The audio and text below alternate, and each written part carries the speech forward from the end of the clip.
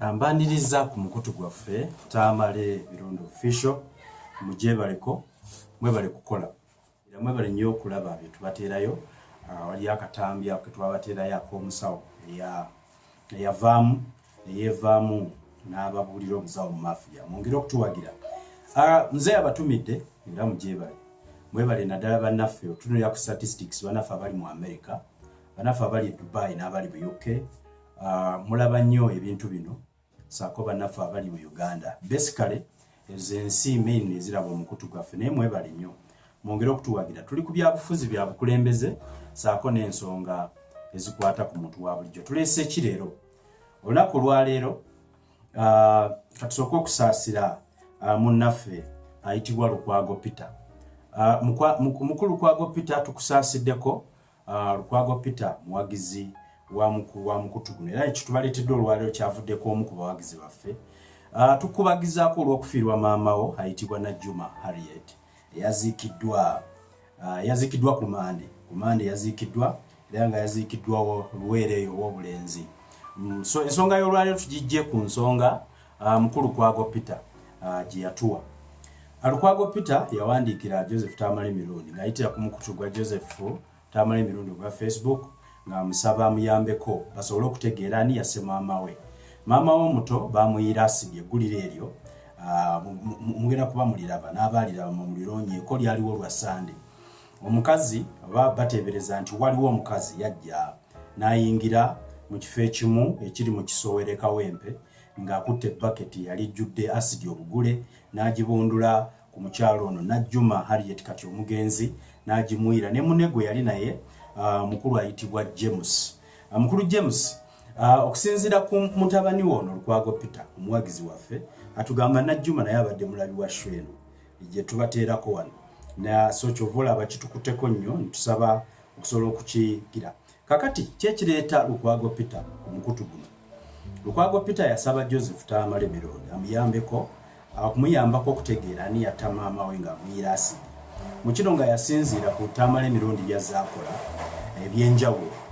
Biki byazaakola Tamale aze alega obutambi obw'enjawulo ku bantu abazze bakola ebive ebyenjawulo nga ne Lukwago Peter alowooza nti singa tukebera mu ssimu ku ssimu ezo eya maama we n'oli omuntu omulala omusajja gwe yali naye gwe tutegeddeko erinnya erya mukulu James tusobola okumanya ani yakubirwa essimu nti ye ateebereza wayinza okubaawo ategeera ekyo nno naye nga tunagendayo yonna Joseph Tamalemirundi ekyo yakifunye. So tusooka ate okwagala okujja ku mukutu guno okutegeera mu mbeera ya Uganda nga mothers zifuuse mothers. Waliwo ensonga zitwagala obannyonnyolako mubeere bwerindaala era nga mwabalabe. Kati gwali e Bungereza, gwali mu Uganda, gwali UK, gwali yonna gy'osinzira okulaba mukutu guno. Tusaba osharingo akantu ke tugenda okubagamba olwaleero n'omulala asobole okulabuka ku mbeera eno. Mukulu Lukwago era nyongera obategeezaako yatusindikira message eno gye tugenda okutandika okuwuliriza. Najjuma Harriet yafa. Omukyala yayingira ng'akutte baketi nga balina ebbaala emu we batudde eri mu kitundu ky'e Kawempe mu Kisowera n'ababundugulira ebbaketi y'asidi era yasinga giyira mukyala. Bwe yagimuyiira Lukwago Peter yatunyonnyola nga mutabani we n'atugamba nti ono omukyala ono omugenzi Najjuma Harriet baali bava ku kyaki eyitibwa St. Aloysius eri Kawempe.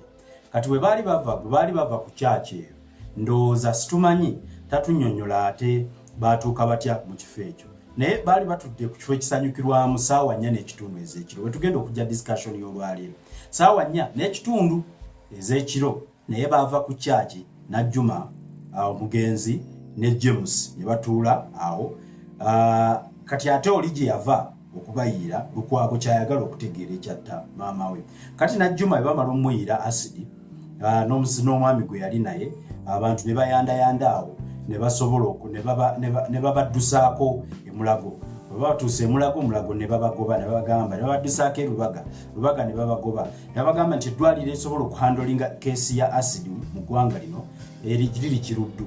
Ne bamuddusa ekiruddu bamuteeka bugenda okukeera ku makya nga ye Najjuma mufu ng'afudde olw'obulumi n'ebiwundu bye yajja mu asidi. So nga James akyali mu intensive care naye tujja kumufuna okusobola okutegeera motive.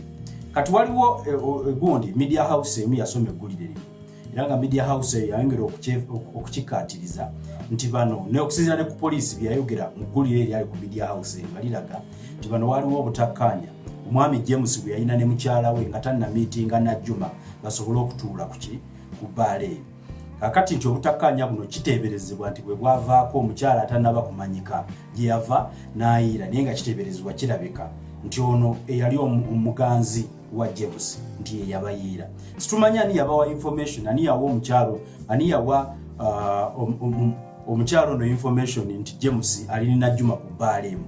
Ekyokubiri njagala okutegeera, twagala negataako gwali okutegeera obulimba obuliwo. Biri ebyogerwa nti baali batudde bali ku bbaala ate mutabani we ye yaŋŋamba mu katambi kengenda okuterakawo ye yaŋŋamba nti ate baali bali muki baali bava ku church. Ekyokubiri Najjuma yali mufumbo ate nga James mufumbo. Situmanyi kugamba twagala okutegeerera ddala kiki ekyakola ki ekyaviirako bano okufa. Kakati Peter ojja kunsonyiwa mukulu kwago Peter ojja kunsonyiwa naye kiba kyabwewussa obutateekawo mbeera ya kulabula balala mu mbeera yonna esobola okugwira abalala. Twagala okutwala omukisa guno ng'omaze okuwulira akatambi kano okusooka okutendeka ku mukutu guno twayibuuziza ku basawo twagala okubatendeka engeri ki gy'owaamu omuntu agize gwe bayiridde acid first aid. Naye ng'ekyo nali tunyagendamu katugende mu mboozi eno oluwaddemu okuteekawo kyolowooza Najjuma ne James kiki ekyassa Najjuma. James yassa Najjuma oba nga butakkaanya mu mbeera ya Uganda nga buli kimu kitutiisa kati amasasi ganyooka buli kimu kinyooka obubenje bufuuse obubenje ate twagala tufune ba responsible citizens abasobola okwetangira ebintu ebimu olw'okubanga weebiri. Kakati mu katambi kano katusooke tuwulire ekivaawa gundi Lukwaga Nkubira aŋŋamba kibye bino Lukwago bye yagamba.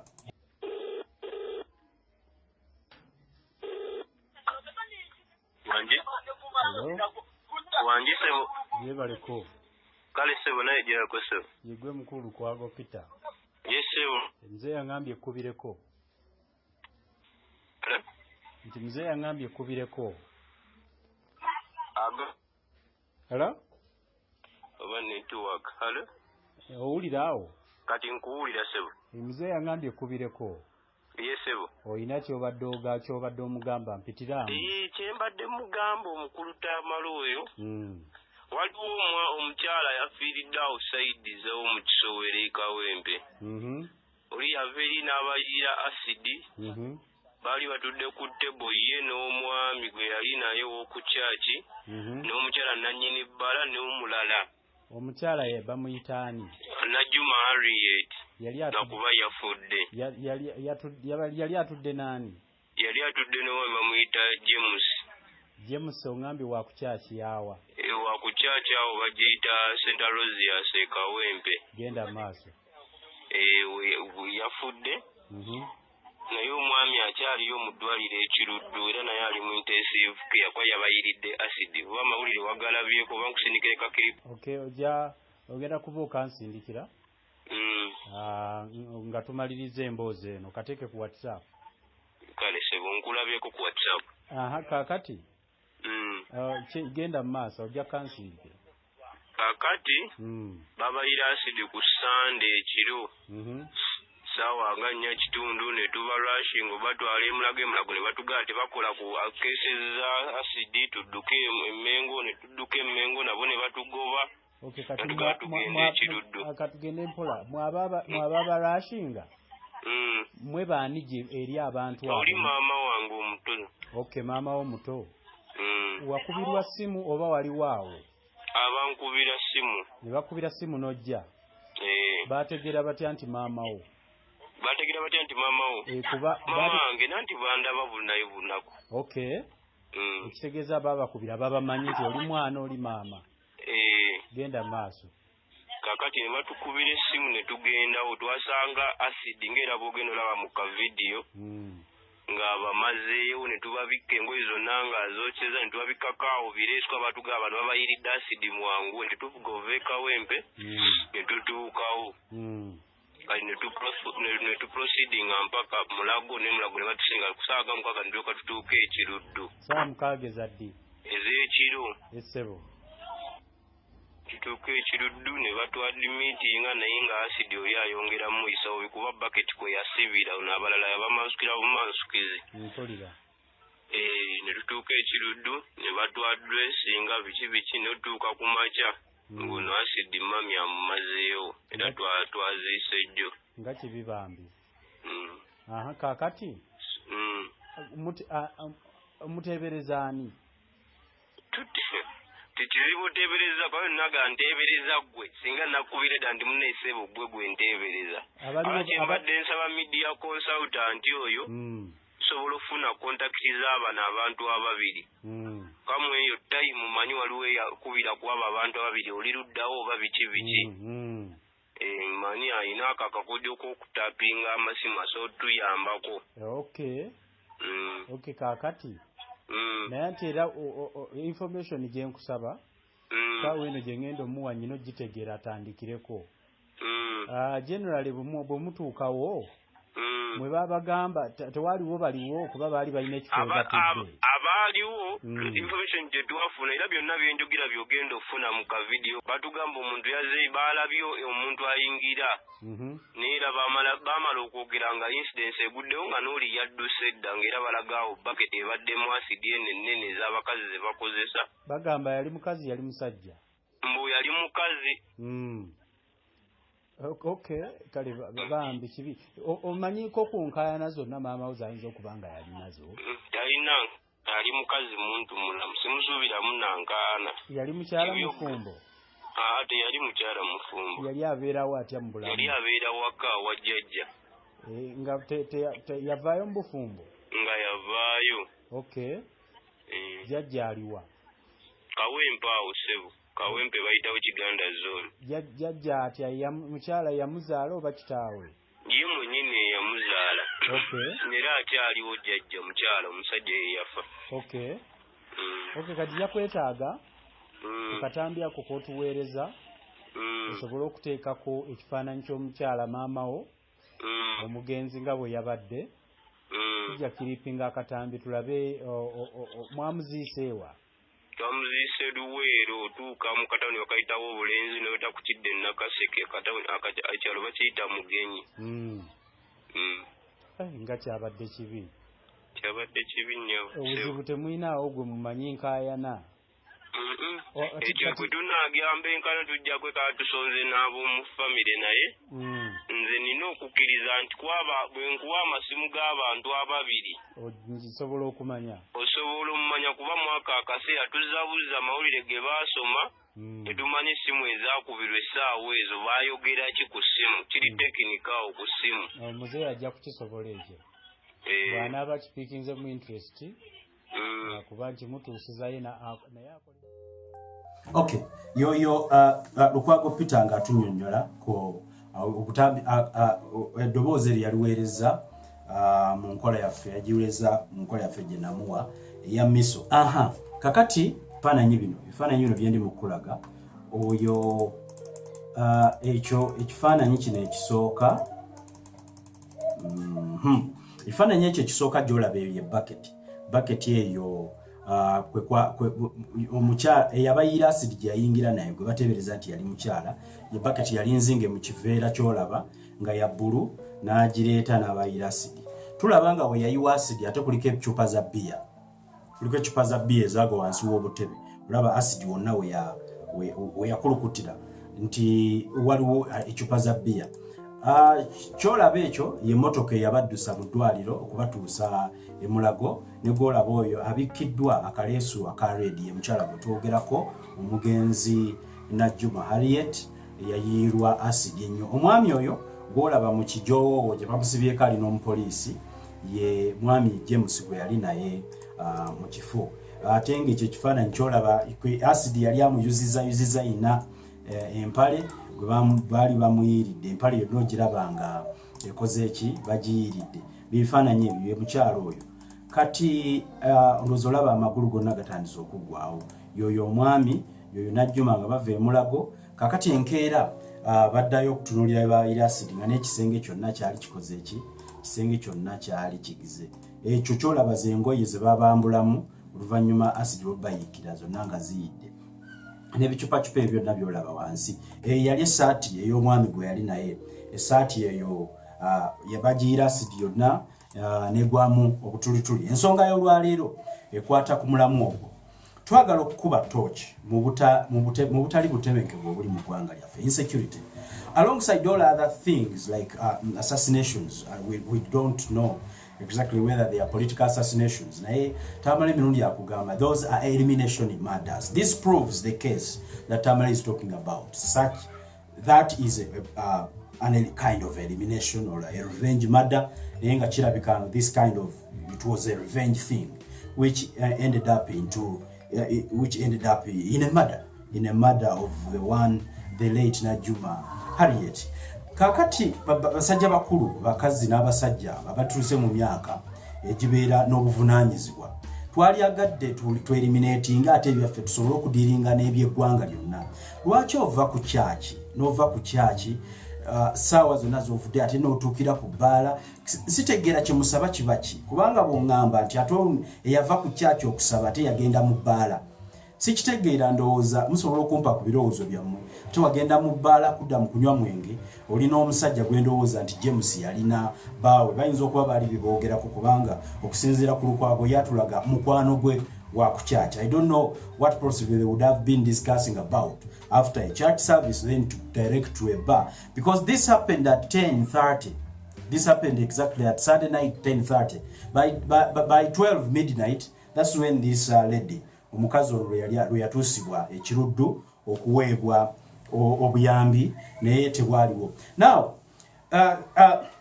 katono nnyo nga responsibility yaffe as omukutu ogw'ensi yonna ate ogwa chano yaffe eyambako abantu, twagala kuwaako ku ngeri ki omuntu gy'osobola okuwonamu acid first nga tunagenda mu birala.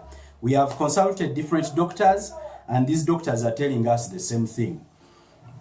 Kigambibwa nti amazzi, omuntu yenna bw'obeera victim wa acid oba omuntu yenna bw'oba oliraanye oba ng'obadde mu kitundu wali attack eya acid, ekisooka and ekiri most important kwe kubeera nga omuntu oyo yenna gwe bayiridde acid omuyiwako amazzi, omuyira amazzi. The first step is to carefully remove the clothes. Tugeze bamuyiridde acid ayina engoye nga bw'oziraba is to carefully remove them nawe aleme kutonyako. Mu ekyo osobola okwambala ebiveera mu ngalo bw'obanga tolina gloves, but the most efficient way is to have gloves. Ekintu ekiri plastic acid tayitamu. Kakati bw'oyambala gloves ezo osuubira mu times of emergency naddala mu ggwanga lyaffe Uganda munange oyinza obutabeera na gloves immediately, but we're wrapping n'akaveera. Bw'omala okwerapinga n'akaveera, njogera ku bantu nga ba acid bakuyiridde acid obanga olabye omuntu gwe bayiridde acid, first aid eriki. Bw'omala okwerapinga n'ebiveera, carefully mugjeeko engoye ezo nga tozikoonyezza walala oba funa ekintu ekiyinza okuyambako okuzimusalako. Bw'omala ozimusalako mumuyira amazzi. Naye kiwe abasawo batuwa amagezi nti omuyira amazzi gaddugala, so it is always important in cases of emergency if you can access mineral water. Gana amazzi mineral water oba amazzi agattaapu agatukula gamuyire okumala mpaati gy'olowooza gy'oba gy'olaba nti we bamuyiridde acid okumala eddakiika ezigendera ddala 4 nga 45 35. Ekyo kijja kumuyambako okukakanya obulumi n'okulemesa acid okumudilutinga, okumufuula olujjulungu, okumunaabuula aleme kweyongerayo okudamaginga bitubira, kuba acid bamukuyira akusaanula ogenda osaanuuka ne ku magumba asobola okutuuka bw'abeera nga abadde konkonyo. So amazzi gayambako. Ekyokubiri, amazzi agalimu omunnyo bw'obanga osobola okufuna access ku munnyo, yiwoteeka omunnyo mu mazzi kitabulamu awo muyiire omuti omunnyo ogwo gwanguwa mangu. Bino byabasawo gwanguwa mangu okola ki okudilutinga. But the most important first aid is to immediately wash the body parts effectively with plenty of fresh or saline water. Kakati, don't rinse the burn area with dirty water. Basically kubanga ekiri kiba kifuuse kiwundu muyira amazzi ate kati asobola okufuna obulwadde obulala. Ekikolere eddakiika 3:45. fuba okolanga omujjako engoye zonna oba kati ng'essaawa jewelry yonna ekintu kyonna ekisobola okusigaza acid muli nekisobola okukola ki okubanga kimwongerayo. Don't apply cream, tomuteekako bizigo, toteekako bino bizigo ointment biki naye nga singa aba amaze omwirira amazzi kyalibadde kirowoozebwa nti osobola okufuna olugoye olutukula n'obikawa okuba kiba kifuuse ekiwundu nga kiri open eri environment ate mu mbeera ya emergency buli omu aba ayamba asobola okufuna obulwadde. So funa olugoye olutukula so oluddugala. So hygiene, proper hygiene is the most important factor when such a thing happens. Okay, kati omulwadde oyo amaze okubanga omutwala mu ddwaliro kubanga alongside ng'okola ebyo byonna fuba okulaba nti okola ki okubidde ab'eddwaliro basobole okumuwa another special form of attention. Kakati obwe bubaka bwe tubatuusaako as we are responsible, we think we have the responsibility to tell you first aid ebintu byonna ebirala amazzi ge gasinga okukola ku muntu yenna nga bamuyiridde acid. Kakati mu Uganda accessible service stations zosobola okugendako kiruddu omudduse kiruddu ez'obutamutwala kuba bayinza omugoba. Naye twagala okubuuza acid yona abamuyira abantu okusobola okuterawo obumenyi bw'amateeka ne insecurity ejjudde mu ggwanga ani amubaguza? Kyetumanyi nti mu ggwanga lino ebifo ebisinga okutundibwamu acid zezo laboratories ezakkirizibwa okutunda acid yono gubaguza abaana b'amasomero gwe bakozesa mu laboratories okola tests ez'enjawulo. Now abantu abatunda acid for schools, can you really be responsible? Be responsible to the extent that toguza muntu acid. Kino nno kizzere mu episodes zaffe zirigenda obaleetera obutemu ku boda obwewala otya ate bukola butya babukola batya, how are these things done so far. Naye wonna obutemu ku boda n'obutemu bwa acid bulinga obufaanagana kubanga muli bakozesa acid wano bakozesa caliform. Twebuza abantu abakkirizibwa batunda caliform oyo asinga nnyo okulabika mu service stations sako ne laboratories gye bakkiriza okubanga ab'amasomero bagulayo acid yona. Abalala be bano abafiiringa acid mu car batteries oba mu battery ez'emmotoka. Omulwadde oyo ntwongera okunnyonnyolako tulyoke tugendera eddala eri bw'abeera nga asobodde okuwona Katonda n'amutaasa. Mu Uganda mulimu ekitongole kyatandikibwa 1985 ekiyitibwa Acid Survivors Foundation Uganda era nga kino kisobola okuyambako.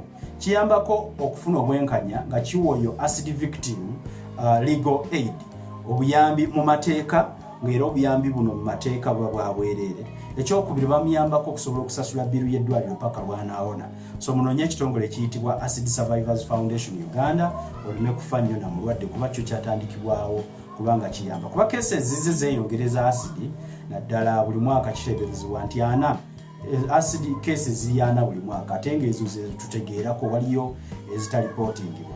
Kaakati muneegatteko tutegeere kiki ekissa mukyala Najjumo yava ku kyaki n'akisinkana James ne batuula ku bbaala baali oba banywamu oba baali banyumya situmanyi kyali kigenda mu maaso. Omukyala oli we yamusisinkana oba omuntu yenna yamuyira acid naye abaliwo batebeeza yali mukyala n'amuyira acid n'amutta bugenda okera ku makya ng'afudde. Such forms of insecurity. Ekyokubiri nti kiteeberezebwa nti bano eyo statement ya Lukwago naye ate kiteeberezebwa nti bano omwami ono James yava ewaka ng'afunye obutakkanya ne mukyala we. Afuna obutakkanya ate asisinkana ani naye ate nga mu bigambo bya Lukwago bwe nali mubuuza ng'akasimu ako bamaze okumbulira ne mukamukubira andaga nti ate Najjuma teyali mufumbo ng'abeera nawajjajjaawe Najjuma nga yadduka mufumbo. Abakyala mwekyekinge, abakyala muvaako nnyo very many times insecurity. Mulina okuziba very many loopholes mu kintu kino. So n'abaami muteeketeeke bakyala bammwe muleme kudda mu mbeera etali bwetu. So generally eggulire lino bwe lityo bwe liri. Tusaba kirowoozo kyo. Kaakati Lukwago Peter asaba Tamalemirundi amuyamba atresinge enamba z'essimu ezo tusobole okutegeera ani yatta maama we omuto mukyala Najjuma Harriet. Teekawo ekirowoozo kyo otubuulire ku byonna bye nkugambye bibi oba neggulire eryo linoonyeeko omukyala gwe bayiira acid waliwo media house eni yali kuba genda olinoonyeko olabe ku YouTube kweriri owulirize bye bali beboogera bannamawulire owulirize n'akatambi kano tusobole okutuuka at the consensus. As a community, we have the responsibility to take care of our community members. And for this channel, investigative journalism is all what we do. Kyetukola kunoonyereza kwezi ensonga eziba ziguddewo eri abantu tusobole okubalabula. So tubawadde how you survive, actually the first aid gamba muno, then twagala otwegatteko mu mbozi wansi awo mu comments so tubuulire okusinziira bw'obiraba kubano ani ali responsible. Tugenda kuba mu kitundu ekyokubiri tubaleetera Joseph Tamalemirundi. He accepted to take care of this. Gundi ukwaga yatuproviding the numbers z'essimu okusobola okumanya ani yakuba. Bweba tebirina mugaso kitegeeza nti waliwo obunafu obwakolebwa mu kukola ki? Obunafu obwakolebwa mu security y'abantu bano. So generally twegatte ko week ejja tugenda kuba tutandika okubanga tubaweereza live Joseph Tamalemirundi oluusi nange bw'anaaba n'akadde tugenda kujja on YouTube live. So get ready to be YouTube live over several issues. Super chat ku YouTube yaffe wagenda kubawo super chat osobola okumubuuza ekibuuzo ng'ali live oba nze kennyini because we have on Saturday we have a weekly news review. Ni amawulire gonna agabadde agali political tugenda nnyo mbira ebirala naye agali political. We bring this because we were requested by one of our viewers on this channel to do this and to help. The investigation is coming soon on this channel as we are going to tell you when and how we did this to find who murdered Najuma, who poured acid on people who are sitting somewhere, and probably maybe we'll find out why such murders, such revenge murders happen in the country. That is part tunga mzee yamaze okukola research okusinzira ku masimu gana aba kukigatwa ne bagata aba kukigatwa. We will update you, but right now kutegeeza konti amawulire gonna agabaawo mu week empapula za amawulire tujja kuba reviewing a live here story by story. We shall only be picking out the political stories and give you be giving you throwing more light on this. Expect me just there on a Saturday and a Sunday giving you a weekly newspaper review and Joseph Tamalemirundi. So keep yourself online. Ojja kubeera nga otupostingira waawe ebibuuzo byosobola okuteeka. I'm out now. That was the discussion for today. See you then. Goodbye.